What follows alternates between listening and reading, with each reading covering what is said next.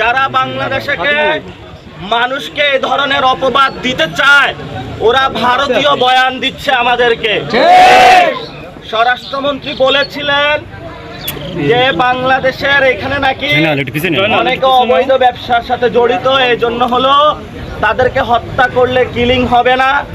আমরা বলবো স্বরাষ্ট্রমন্ত্রী যে বক্তব্যটা দিয়েছেন এই বক্তব্যটা হলো সর্বমিথ্যা একটা বক্তব্য। আমাদের কোনো বাংলাদেশি নাগরিক যদি কেউ অপরাধ করেও থাকে তাকে খুন বা হত্যা করার কোনো আন্তর্জাতিক কোনো আইনের মধ্যে পড়ে না। তাকে গ্রেফতার করা হবে, পুলিশে দেওয়া হবে, থানায় যাবে, বিচারালয়ে যাবে, সে কি অপরাধী নাকি নিরপরাধী তারপরে হলো তার বিচার হবে। আপনি বিচার ছাড়াই যখন বাংলাদেশিদেরকে সীমান্তে ধরে ধরে হত্যা করেন তাহলে সার্বভৌমত্ব বলে আছে যে কিছু, এটা বাংলাদেশের মানুষ আর আপনাদের পাকা গুলি এখন আর বিশ্বাস করে না।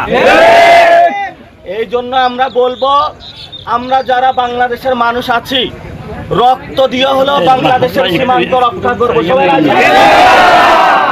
৭১ আমরা যুদ্ধ করেছিলাম, বাংলাদেশ স্বাধীন করেছিলাম, ৯০ আন্দোলন করেছিলাম, ২৪ আন্দোলন করেছিলাম, একটাই উদ্দেশ্য বাংলাদেশকে রক্ষা করার জন্য।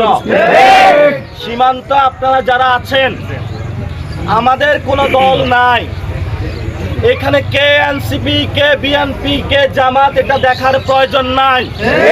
আমাদের একটাই দল, সেটা হলো আমরা সবাই মিলে দল মত নির্বিশেষে বাংলাদেশের সীমান্তকে রক্ষা করতে হবে।